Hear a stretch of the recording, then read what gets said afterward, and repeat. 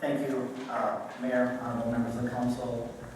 I have a deep appreciation for what you're doing and appreciate your service in sitting through what I think is a very interesting discussion, not just in our city, but within our neighborhood.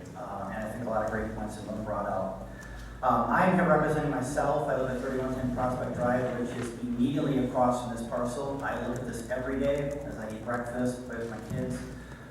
And so I'm here to support this project, and no one is going to have to live with the consequences of this more than me and my family. And I think I can safely say that, because I live right across from this. We moved here 10 years ago. We were one of the first families to move into Providence Square. We bought the model condo, if you will. And we did our homework too. My wife and I were looking to start a family, and so we wanted a variety of things: schools, parks, amenities, bike paths, proximity to shopping. And so we did our homework too. We bought that condo unit at 3110 full well knowing that the lot across the street was multifamily. We knew that. We knew that something was going to go on that was going to be large. We knew it was not going to be single family homes, and we knew that it was not going to be something small. And so we did our homework too. But we also looked at the overall plan, and we felt like that the streets and that the infrastructure was adequate. And so we made a decision full well knowing that that was going to be multifamily as well. For those of you that remember, at some point where the Prairie Lakes was deeded single family, when we moved there, it was going to be high-end office. I don't know if you remember that. Scott, high-end office in Prairie Lakes, or at least parts of it were going to be. And then that market fell through the floor. And then we had a developer that came in and said, we'd like to do more mixed-use retail. We think we can get some really nice high-quality stores. And they came before the city council and asked for those changes. And there were some neighborhood questions and concerns, and I was part of those meetings as just a member of the community. But that change was made. And so this idea that nothing can be changed is simply not true. That was changed, and I think, unless I'm wrong, I'm seeing an awful lot of minivans and cars driving from all areas of our neighborhood, and they're buying things at Target, they're buying things at Costco, and they're shopping in Prairie Lakes. And I think that that development has been well received. But that changed. And so I think we can agree that change can be good. We've seen a lot happen in the neighborhood, and we watched this, and some not so good. For those of you that remember, and those of you that live over there may not know this, but all of these 4-unit condos that are on Triumph were one single family. And those are changed. And the developer came in and said, we'd like to get some more density, and those are changed. And so some changes have been made in the neighborhood. Many of you live in that area and you bought condos and you live there, but some of those changes were made. Those are nice units. I think we can agree those 4 units are very nice on Triumph, and they've done a nice job with it. Some very good things have happened in our neighborhood. I was really excited to see the parade of homes come in. I think that was a real badge of honor for our community, and many people moved in and bought homes in there, and many of those people are my friends. And we don't disagree, we don't agree on this project, but those people are still my friends, and I think that was something we were very proud of. We've learned about the challenges of traditional neighborhood developments. I think there's no question that the concept of T&Ds really was appealing, but I think some things turned out to be not so appealing when we really learned about that. And have we made some efforts to try to change that and fix that? Yes, we've addressed some of those issues in the neighborhood. But I think if anybody would go back and say would traditional neighborhoods have gone the way that they went back then, I think we may be rethinking that. The reality is we have a traditional neighborhood, and on many levels it works in Providence. What has been described, and I'm not going to use names because I'm not trying to be personal here, in terms of what we have in Providence is accurate. We have a very nice neighborhood, there's no question. But let's also be very clear. What was described is the single family section. And again, it's a wonderful area. Again, I have friends that live over there, have beautiful homes, but that's not all of Providence, okay? If you start where Costco is and you move through the high density condo units on Providence Commons, and then you move through the transition area, which is where this lot is and where my condo association is, that's a transition area. And I think if you ask Scott, that was done by design. If you wanted this to be all single family, they would have designed it all single family, but they built this as a mixed-use neighborhood. So let's be very clear about this. The description of this great single family area is absolutely correct, but there's a transition area in our neighborhood that I think that's what this project is trying to address. We have a donut hole, if you will. We have full build-out on Providence Commons, we have Costco, we have Target, we have a transition area that has vacant lots in it that is stalled, and then we have a beautiful single-family area. And I think what this project is trying to accomplish is a major investment in that donor-pull area of our neighborhood, knowing full well that that was going to be multifamily, okay? You knew that from the very beginning. What concerns me as someone who lives right across the street is, and I'm not going to paint doom and gloom because I think that that's unfair, but I will ask the question of Scott because I think we need to be very clear about this. If a condo developer came in today with those entitlements and presented a PIP, would the city have any ability to control traffic? Meaning, could they tell that condo developer that your residents could not park on the street? Could they do that? Would the city have any ability to control that? No. Would you have any ability, whether it's planning commission or city, as a condition of approval of that condo development to control additional parking? Could you require them to do additional parking not on their site?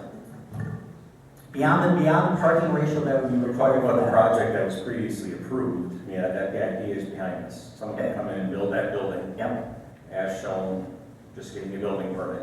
That the idea is approved, the 27. Yeah. So if somebody came in with a comparable project with the same entitlements, could the city say, you know what, we're not going to approve that unless you basically provide additional parking above and beyond what the parking ratios for those entitlements? Like it's questionable. I mean, if it was a different proposal, it would have to go through the process, and those questions could be raised. Okay. But could you require them to do additional off-site parking? Again, it depends on whether what's proposed meets the parking requirements. Okay. Okay. Would the city have any ability, if someone built that condo unit, to prohibit them from using them as rentals?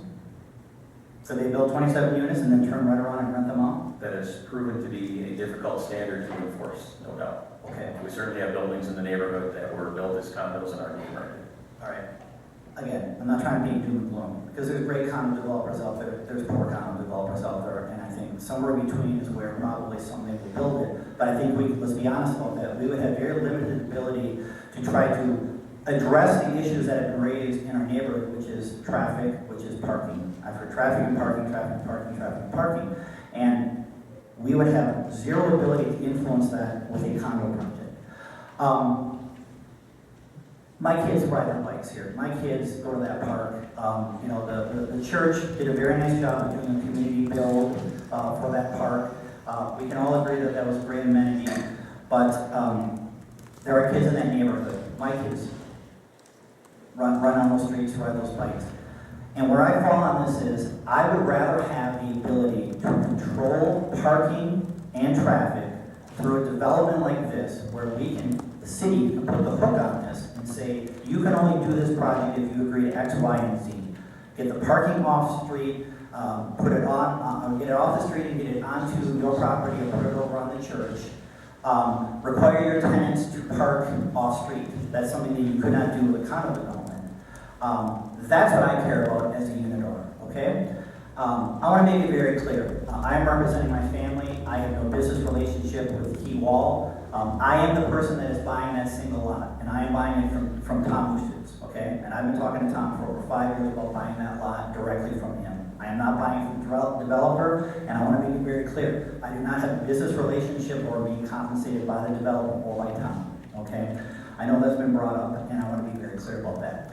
I do want to mention one thing about the Providence Unit Owners Association, and I'm a member of that, and I was on the board of directors prior to this project coming forward. Terrence Wall came and met with our condo association twice, and it really laid out what were the things that the condo association was interested in. Was that a fluid process? Yes. Did some things change? Yes, on both sides. Terrence made some project changes that he made in response to the neighborhood concerns. There was a change in leadership on the condo board. The past president moved out of state, so there was a communication gap there. But this idea that somehow that the developer wasn't in touch with the condo association, I just don't think is true. Have things changed? Yes. And as the previous speaker said, it's been the developer trying to move closer to the city and the neighborhood to address parking. Developers make changes. They try to address issues. The fact that they have to make a change doesn't mean it's a bad project. Okay? That just means that he's trying to make the best effort to try to address those concerns. those are my comments. I support this project because I believe that this is the best opportunity for us if we're really interested in addressing parking issues and traffic issues in Providence, okay, which I'm very interested in. I believe that this project is that best opportunity to do that. In addition to securing a major investment in the center of that neighborhood, which is going to spur redevelopment. You put a $7 million project that has the aesthetics and it has the clientele, it's going to improve the aesthetics and the value of those properties. I would ask for favorable approval on this project, and I'm happy to answer any questions you might have. Okay, Alder Frank. Thank you, John. I appreciate you coming in tonight. Do you know how many rental units are in those condos? How many are actual rental units that are owned by? In our condo project, Yeah, or in that area? well, I can only speak for our condo project, and actually it's in our bylaws, but we're not following our bylaws that say that there can only be 25% rentals, but I know we're well in excess of that. I think we have 4 to 5 of our 17 units that are being rented, just within Providence Square, okay? So, and I know if you go up, again, this is what I know, on Triumph there, I believe most, if not all of those 4 plexes are along Prime City owner occupied. The ones up on Providence Commons, I believe, have a lot of rentals in them. A lot of them, 4 of them are owned by David Smith. And you can see it. You can just tell that they're rentals. There's a turnover, there's not a private ownership. And so, and again, that is what it is. At some point, those are all going to be owner occupied, but at this point, those are all being rented. So this idea that because they're condos, doesn't mean they're going to be owner occupied. I think it's a pretty high percentage. I don't have the exact stats, but I know that there's a number of condos being rented up on Providence Commons. Okay, thank you very much. All right, thanks, John.